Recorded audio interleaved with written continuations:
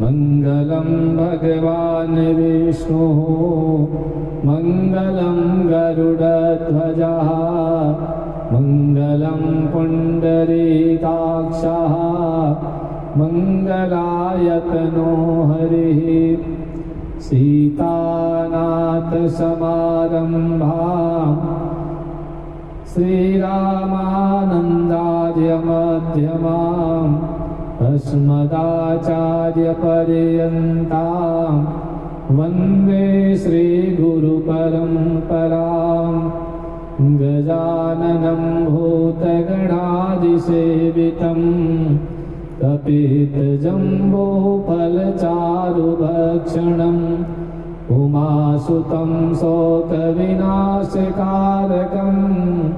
नमामि विघ्नेश्वरपादपङ्कजं कर्पूरगौरं करुणावतारं संसारसारं भुजगेन्द्रहारं सदा वसन्तं हृदयारविन्दे भवं भवानी सहितं नमामि मनोजवं मारुततुल्यवेगं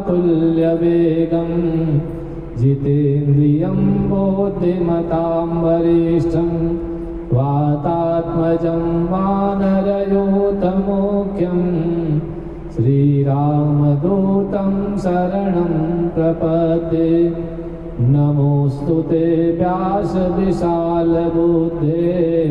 पुल्लारविन्दायतपत्रनेत्र येन त्वया भारततैलपूर्णः प्रज्वालितो ज्ञानमयः प्रदीपः प्रज्वालितो ज्ञानमयः प्रदीपः। दो बार भगवान के नाम का संकीर्तन करें, उसके भगवान की मंगलमयी कथा। गोविंद हरे गोपाल हरे गोविंद हरे गोपाल हरे गोविंद हरे गोपाल हरे गोविंद हरे गोपाल हरे। जय जय प्रभु दीन दयाल हरे जय जय प्रभु दीन दयाल हरे जय जय प्रभु दीन दयाल हरे जय जय प्रभु दीन दयाल हरे।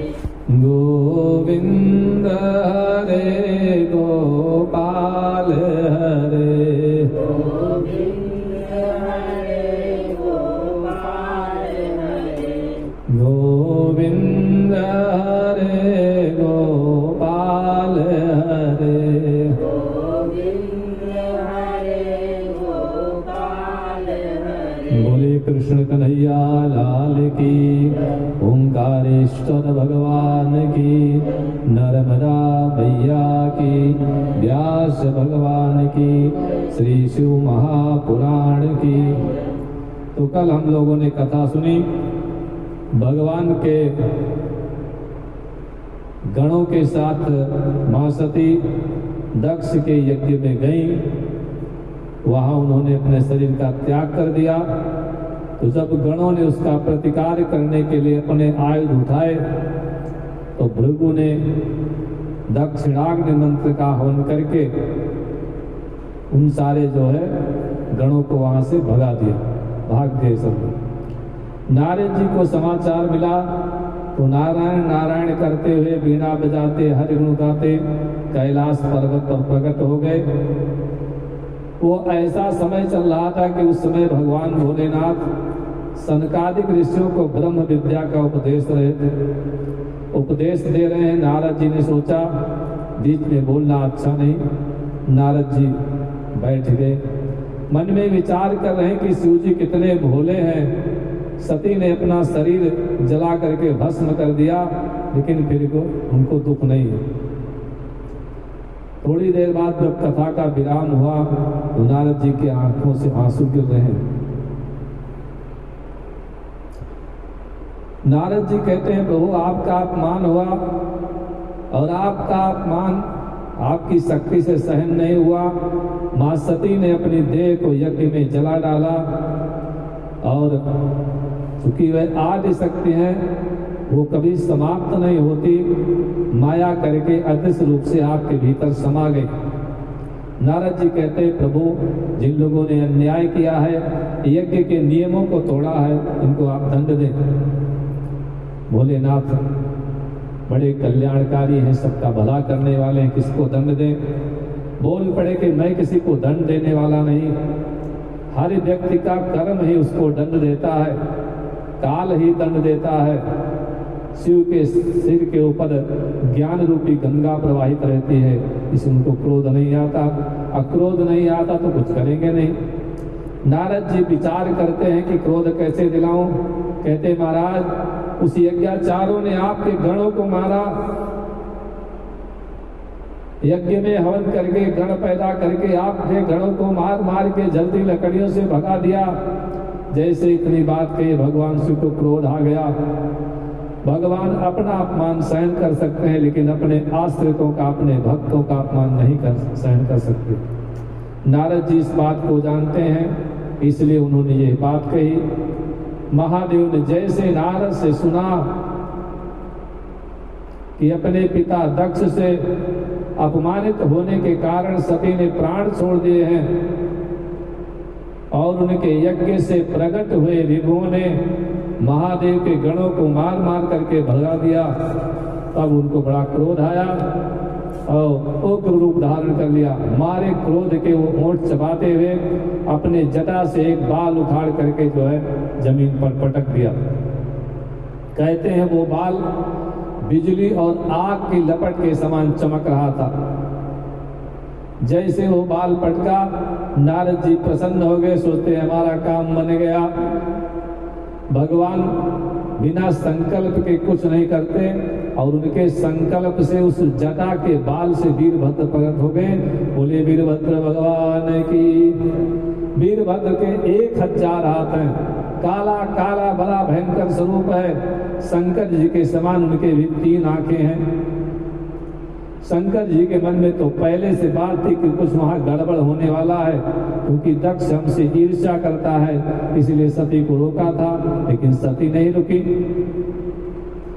अब भोलेनाथ के अंतःकरण में जो बीज था वो वीरभद्र के रूप में प्रकट हो गया।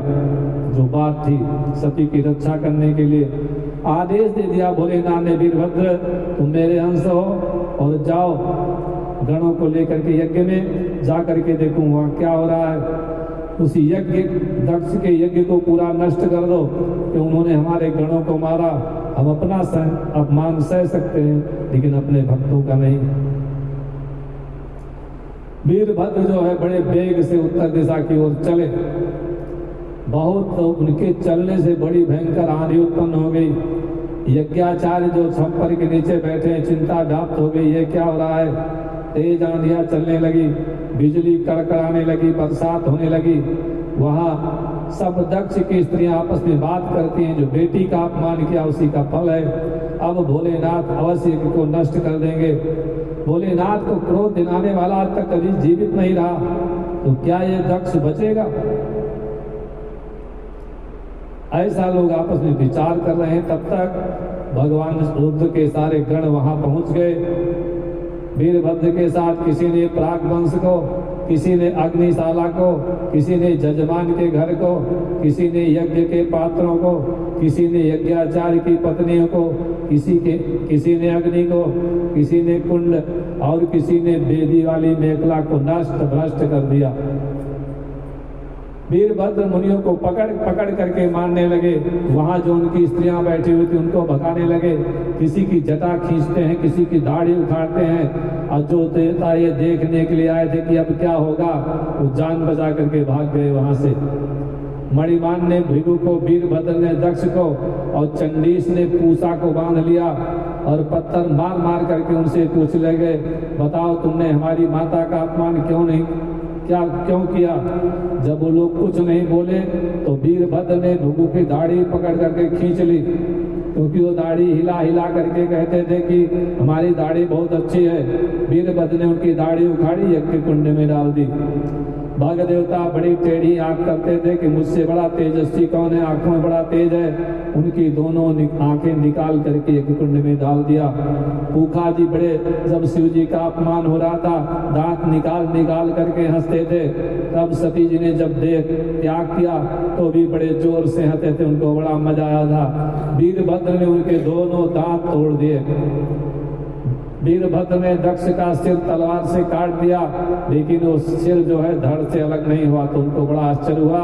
अंत में वीरभद्र ने दक्ष का गला ऐंठ करके सिर को धड़ से अलग कर दिया। साधुवादस्तदा तेषां कर्मतः भूत प्रेत पिशाचानां अन्येषां तद विपर्ययः। ये देख करके भूत प्रेत पिशाच सब उनकी बड़ी प्रशंसा करने लगे। बोले महाराज वीरभद्र आप धन्य हैं, क्योंकि आपने अपने स्वामी के अपमान का बदला ले लिया। लेकिन दो दक्ष के पक्ष वाले हैं, उनके अंदर तो हाहाकार मच गया। वीरभद्र को बड़ा क्रोध आया है। कुपित होकर के दक्ष का सिर उठाया और यज्ञ कुंड में डाल दिया। सिर जल करके भस्म हो गया। क्योंकि वीरभद्र सोचते हैं यज्ञ हो रहा है, इस यज्ञ में भगवान के चरणों में आहुति डालनी चाहिए। तो वीरभद्र ने दक्ष का सिर यज्ञ कुंड में डाल दिया। यज्ञ ध्वस्त हो गया। भगवान शंकर के गढ़ कैलाश को लौट गए। जिस यज्ञ के द्वारा फल मिलता है, व्यक्ति का कल्याण होता है, आज उसी यज्ञ का विध्वंस हो गया। जो यज्ञ धर्म देता है, आज उसी यज्ञ के द्वारा धर्म का अपमान हुआ था। शास्त्र कहते हैं कि यदि कर्ता के हृदय में श्रद्धा न हो तो यज्ञ भी मारण, मोहन, उच्चाटन, वशीकरण का कारण बन जाता है। दक्ष में श्रद्धा नहीं थी, दक्ष में विश्वास नहीं था, दक्ष शिव के प्रति ईर्ष्या दग्ध था। इसने जो कार्य किया ईर्ष्यावश किया, और जो धर्म ईर्ष्यावश किया जाता है वह अधर्म होता है, वो कभी धर्म नहीं रहता। इसलिए दक्ष का यज्ञ विध्वंस हो गया। इस प्रकार से भगवान शिव से ईर्ष्या करने का उनको फल मिला। इस प्रकार से भगवान के गणों ने समस्त देवताओं को हरा दिया और उनके अंग प्रत्यंग भूत प्रेतों के डमरू, त्रिशूल, खड्ग, गदा, मुद्गर आदि आयुधों से जो है छिन्न भिन्न हो गए। वे सब अपनी जान बचा करके देवतागण ब्रह्मा जी के पास पहुंचे और सारी कथा उनको सुनाई। उस यज्ञ में ब्रह्मा विष्णु दोनों ही नहीं गए थे, क्योंकि जो शिव से द्रोह करता है उसका ब्रह्मा विष्णु कभी साथ नहीं देते। इसलिए सूत जी कहते हैं, मुनियों यहाँ पर ये बात ठीक से समझ लेनी चाहिए कि अगर कहीं से बुलावा आए तो उसमें ऐसे ही नहीं चले जाना चाहिए। आप जिस भी सभा में जाएं तो सोच समझ करके जाएं कि वहाँ क्या होने वाला है, और आपको पता होना चाहिए अगर वहाँ कोई झगड़ा होने वाला है, कोई दंगा होने वाला है, कोई लाठी चलने वाली है, कोई किसी का अपमान होने वाला है, तो आपको उस सभा में नहीं जाना चाहिए। भगवान ब्रह्मा और भगवान विष्णु दोनों ये जानते थे, इसलिए वे नहीं गए। ब्रह्मा जी कहते हैं, देवताओं, भगवान शंकर का दक्ष ने बड़ा भारी अपराध किया, और जो ईश्वर का अपमान करता है उसकी मनोकामना कभी फलीभूत नहीं होती। अगर वो इसी बहाने धर्म करता है किसी के अपमान करने के लिए, तो उसका धर्म भी अधर्म हो जाता है। देवताओं, तुमने बड़ा भारी अपराध किया। जब आप लोग यज्ञ में गए तो वहां पर शिव जी का भाग क्यों नहीं रखा? आप लोग तो कम से कम जानते थे कि भगवान शिव कौन है, तुम्हें शिव का भाग वहां रखना चाहिए था। अब चलो उन्हें शिव से क्षमा मांगते हैं। ब्रह्मा जी सभी देवताओं को लेकर के कैलाश पर्वत की ओर प्रस्थान करते हैं। चले वहां कैलाश पर देवता लोग पहुंचे, भगवान की स्तुति करने लगे। कैलाश पर्वत की बड़ी सुंदर महिमा है। वहां पर नंदा और अलकनंदा नाम की दो नदियां बहती हैं। उन सबको देख करके देवताओं ने वहां प्रवेश किया। अंदर देखा जा करके वहां कल्प वृक्ष का बहुत जो है मतलब वन है, और बहुत सारी स्त्रियां उसमें विहार कर रही हैं। और पास में एक बहुत ऊंचा बरगद का वृक्ष है। कितना बड़ा है कि सयोजन सतो सेरा पादो विटपायतः पर्यकृताचलच्छायो निर्नीरस्तापवर्जिता। वो वृक्ष जो है 100 योजन मतलब 400 कोस 1200 किलोमीटर ऊंचा है। उसकी शाखाएं 75 डालियां 75 योजन तक फैली हुई हैं, 300 किलोमीटर तक। इसके चारों ओर सर्वदा एकदम ठंडी ठंडी छाया बनी रहती थी, इसलिए यहाँ कभी धूप का कष्ट नहीं होता था, धूप नहीं लगती थी। उस पेड़ में कोई जो है घोंसला नहीं था और न कोई पक्षी रहते थे। उस वृक्ष के नीचे देवताओं ने भगवान भोलेनाथ को विराजमान देखा। उनका शरीर एकदम शांत है, चेहरे से करुणा बरस रही है। ऐसे भगवान भोलेनाथ को देखा कि वे कुछ आसन पर विराजमान हैं और अनेक साधु श्रोता बैठे हैं। उनके बीच में वो नारद जी के प्रश्न का उत्तर देते हुए सनातन ब्रह्म का जो है उपदेश कर रहे हैं। ऐसे शिव जी का दर्शन हुआ। वो रुद्राक्ष की माला पहने हैं और सब देवताओं ने, ब्रह्मा जी ने खड़े होकर के भगवान शिव जी की वंदना की, उनकी स्तुति की, उनको प्रणाम किया। जैसे देखा भोलेनाथ के ब्रह्मा जी आए हैं तो भोलेनाथ उठ करके ब्रह्मा जी के स्वागत में खड़े हो गए, वो भी प्रणाम करते हैं। तो ब्रह्मा जी ने कहा महाराज आप काहे प्रणाम करते हैं, आप बैठिए, हम आपका सम्मान करने आए हैं। हमसे कुछ त्रुटि हो गई है, उसकी क्षमा मांगने के लिए आए हैं। जाने त्वामीशं विश्वस्य जगतो योनिबीजयो शक्तेः शिवस्य चापरं यत्तद् ब्रह्म निरन्तरम्। ब्रह्मा जी कहते हैं महाराज हम जानते हैं कि आप पूरे संसार के स्वामी हैं और आप बहुत भोले हैं, लेकिन मैं जानता हूँ एक बार आप रूठ गए तो रूठ गए। जो मनुष्य बुद्धिमान होता है वो कभी जिद नहीं करता और आपकी बात तो प्रभु ने डाली है। इनसे मैं दक्ष जैसे जो नालायक हैं उनके अपराध की चर्चा मैं आपसे न करता हूं और न मैं याद करता हूं, लेकिन हम आपसे प्रार्थना करने आए हैं कि अब कुछ कल्याण करें, आपके बिना कुछ होने वाला नहीं है। शिव जी ने कहा मैंने तो केवल सावधान करने के लिए थोड़ा सा उन्हें दंड दिया। भगवान को कितना प्रेम है सबसे, बोले मैंने थोड़ा सा दंड दिया और ब्रह्मा जी ने कहा दंड दिया, लेकिन उसका सिर जो है यज्ञकुंड में जल करके समाप्त हो गया। और अगर संसार में कोई यज्ञ अधूरा रह गया तो महाराज बहुत बड़ी हानि होगी विश्व की, दुनिया पता नहीं कहाँ चली जाएगी। इसलिए आप चलें और उस यज्ञ को संपन्न करावें, क्योंकि जिस यज्ञ में शिव नहीं जाएंगे तो उससे कल्याण नहीं आएगा। तो शिव जी ने कहा ठीक है चलते हैं। तो शिव जी पहुंच गए यज्ञ की रक्षा के लिए। और सबसे पहले तो यज्ञ में यजमान की आवश्यकता होती है। यजमान का शरीर तो पड़ा था, उसका सिर नहीं था, तो बलि के लिए जो बकरा बंधा हुआ था उसी बकरे का सिर जो है निकाल करके दक्ष के ऑपरेशन करके लगा दिया गया। ऋषियों ने पूछा सूजी महाराज ये भगवान शिव ने बकरे का सिर दक्ष को क्यों लगा दिया, किसी और का सिर क्यों नहीं लगाया? सूर्य ने कहा वह हमेशा मैं बोलता रहता था, ये कहता था ये मेरा है, ये मैंने किया, सब कुछ मैं हूँ, मेरे जैसा शक्तिशाली, मेरे जैसा कोई त्यागी नहीं है। तो हमेशा मैं अपनी बात करने के कारण भगवान ने उसका मुंह बकरे का लगा दिया। हमेशा मैं करते रहो। आर्यमा की जो है आंखें फूट गई थी, तो भगवान शिव ने उनको आशीर्वाद दिया। जब वो हाथ जोड़ करके सामने आए, तुम्हारी सकल सूरत तो ऐसे ही अच्छी रहेगी, लेकिन तुम बिना आंख के रहोगे, क्योंकि तुम आंखों से गलत काम करते थे, भेद दृष्टि से देखते थे। तो तुम्हारी आंखें नहीं रहेगी तो सबको सम दृष्टि से देखोगे। जो किसी को भेद दृष्टि से देखता है वो अगले जन्म में अंधा होता है। लेकिन भगवान आशीर्वाद देते हैं अर्यमा जी सूर्य की रोशनी में देख सकेंगे, तो किससे देखेंगे? आंखें नहीं है तो मित्र देवता के नेत्रों से अपना यज्ञ भाग देखेंगे और प्राप्त करेंगे। पूखा महाराज का जो दांत तोड़ दिया गया था, ही करके हंस रहे थे, उसके लिए भोलेनाथ ने आशीर्वाद दिया कि आज से ये यजमान के दांतों से खाएंगे। यजमान जब अपने मुंह में लेकर के खाद्य पदार्थ को पीस देगा तब ये वही खाएंगे, और कुछ नहीं मिला तो सत्तू खाएंगे, घोर घोर के पिएंगे।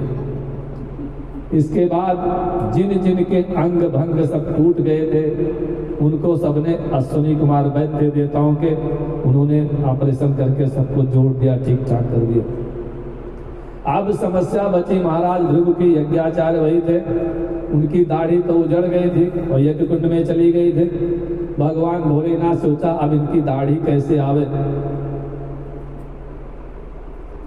तो भगवान सोचते हैं कि हम तो ससुराल में हैं, ससुराल में जितने हैं सब साले ही लगते हैं, इनसे थोड़ा सा मजाक कर लेते हैं। तो भगवान कहते कि देखिए अब दाढ़ी तो महाराज आपकी जल गई यज्ञ कुंड में, तो उनको हमने बकरे का सिर लगा दिया और बकरे की दाढ़ी आपको लगा देते हैं। बकरे की दाढ़ी की विशेषता रहती है, कुछ बाल उसमें छोटे रहते हैं और कुछ बड़े रहते हैं, बराबर बाल नहीं रहते हैं। तो सूत जी कहते हैं भगवान ने इसलिए बकरे की दाढ़ी लगाई क्योंकि उनको अपनी दाढ़ी पर बड़ा गर्व था और भगवान शिव के गणों को दाढ़ी पकड़ पकड़ करके गाली दे रहे थे। अब इनको बकरे की दाढ़ी लग गई, अब इनकी दाढ़ी इनके हाथ में नहीं आएगी। इस प्रकार से भगवान ने उनका भी कल्याण किया और उपहास भी किया। तो फिर यज्ञ की पूर्णाहुति कराई गई, यज्ञ संपन्न हुआ। फिर नारद जी ने भोलेनाथ से कहा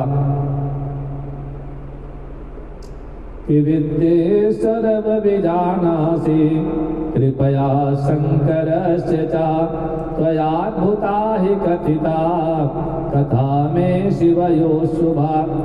नारद जी ब्रह्मा जी से प्रश्न करते हैं, सनकादि जी सूर्य जी से प्रश्न करते हैं कि ये भगवान भोलेनाथ तो अनादि थे, कैलाश वासी थे, जितेंद्रिय थे, ये कैसे जो है सती के साथ विवाह करके गृहस्थ हो गए। और हमने तो ऐसा सुना है कि ये पहले जो दक्ष की कन्या थी बाद में हिमालय की कन्या हुई, वो सती पार्वती किस प्रकार से शंकर को प्राप्त हुई वो सब कथा हमने सुना है। और इस बीच में अगर कोई कथा हम पूछना भूल जाए तो भी सुना दें। तो सूची कहते हैं ये उस समय की बात है, मेरे जो है ब्रह्मा जी कहते हैं कि ब्रह्मा जी के एक संध्या नाम की कन्या हुई, उसको देख करके ब्रह्मा जी मोहित हो गए। तो भगवान शिव ने धर्म का स्मरण कराते हुए मेरे पुत्रों के साथ मुझे बड़ा धिक्कारा और अपने स्थान कैलाश को चले गए।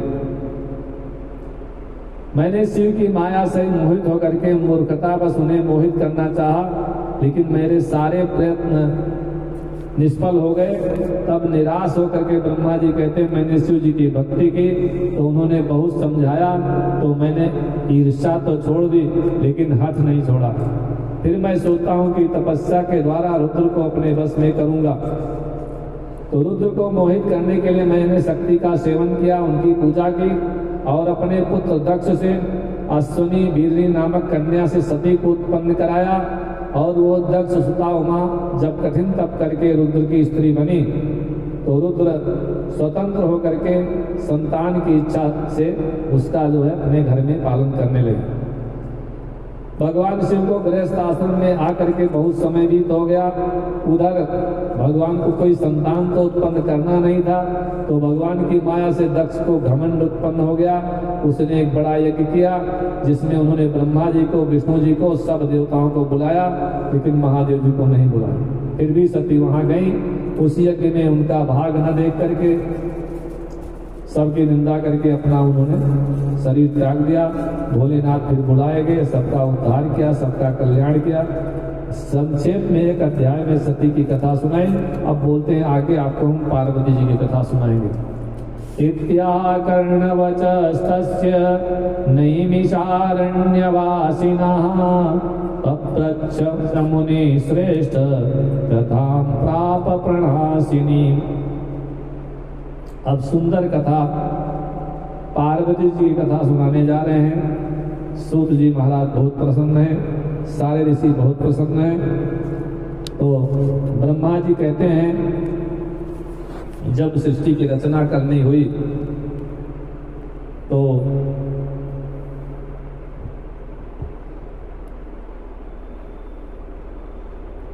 मैंने जब शिव जी को उत्पन्न किया, ब्रह्मा जी कहते हैं, तो मैंने उनसे कहा कि तुम सृष्टि का सृजन करो। तो उन्होंने जो सृष्टि का सृजन किया वो सब टेढ़े मेढ़े भूत प्रेत सब बनाए, तो मुझे अच्छा नहीं लगा, तो मैं इनको अपने यहाँ से भेज दिया कि आप यहाँ से चले जाओ। तो ब्रह्मा जी कहते हैं इस प्रकार से जब सती का शरीर शांत हो गया, उसके बाद वह दूसरा रूप लेकर के पार्वती के रूप में हिमालय की कन्या के रूप में उन्होंने जन्म लिया। तो सब माता पिता को इच्छा होती कि मेरी बेटी बड़ी होगी तो उसका विवाह कहाँ करेंगे, तो कैसे क्या होना चाहिए। तो एक दिन महाराज हिमालय जी के यहाँ नारद जी महाराज का आगमन हुआ। नारद जी को प्रणाम किया, उनका स्वागत सत्कार किया और उससे पूछा कि महाराज हमारी इस कन्या के भविष्य के बारे में कुछ बताएं। तो कन्या के भविष्य के बारे में पूछा तो नारद जी ने कहा ये तो बड़ी भाग्यशाली है और जिससे इसका विवाह होगा जिससे इसका विवाह होगा वो त्रैलोक्य पूजित होगा, त्रैलोक्य में जो है उसका सम्मान होगा।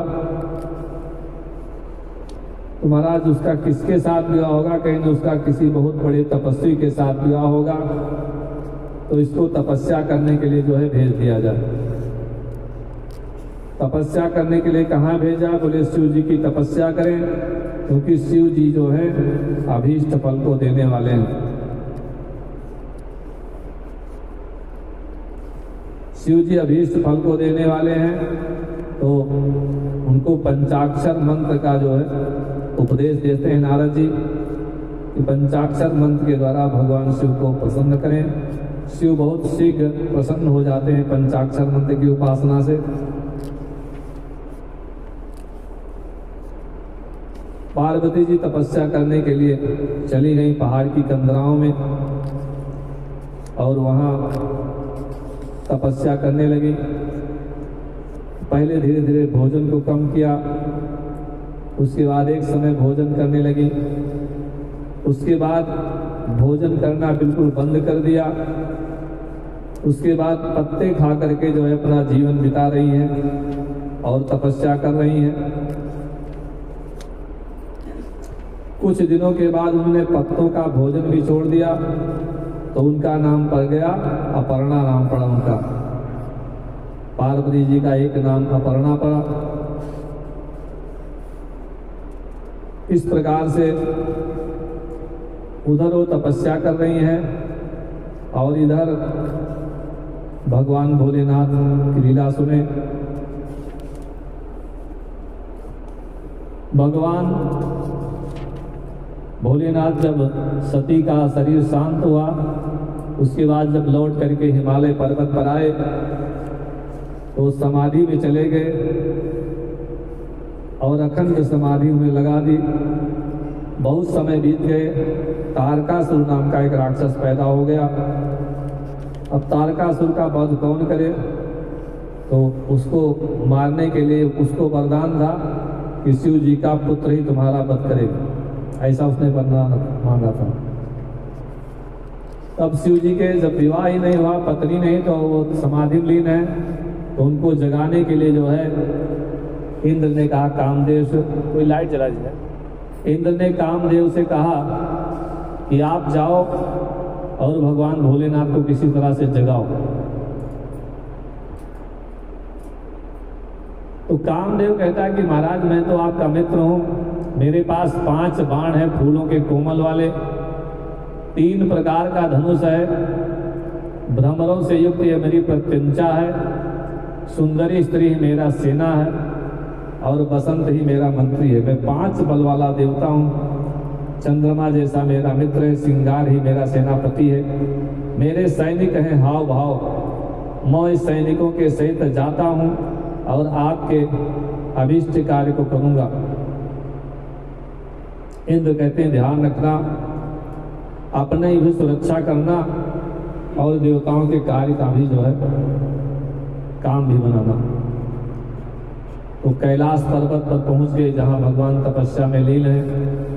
आज कामदेव वसंत को लेकर के वहां पहुंच गया, सम्मोहन माया का विस्तार किया। उस वन के सारे वृक्षों में फूल आ गए, आम में भौर आ गए, अशोक वाटिका खिल गई, सुंदर सुंदर शीतल मंद सुगंधित वायु बहने लगी, फूलों पर भौरे गुंजारने लगे। आम के डालियों पर बैठी जो कोयल है कुहू कुहू बोलने लगी। मुनियों का मन डोलने लगा, काम का विस्तार हो रहा है। वनवासी मुनि जो है कष्ट में आ रहे हैं। कहते हैं अचेतन जो जड़ हैं, वृक्ष हैं, उनके ऊपर भी जो है काम का प्रभाव पड़ गया। जब इनके ऊपर काम का प्रभाव पड़ गया तो जो सचेतन है, मनुष्य हैं, उनके ऊपर कैसे ना प्रभाव पड़े।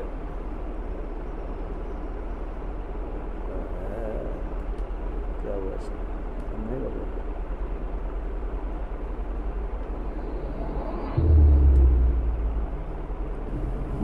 Bluetooth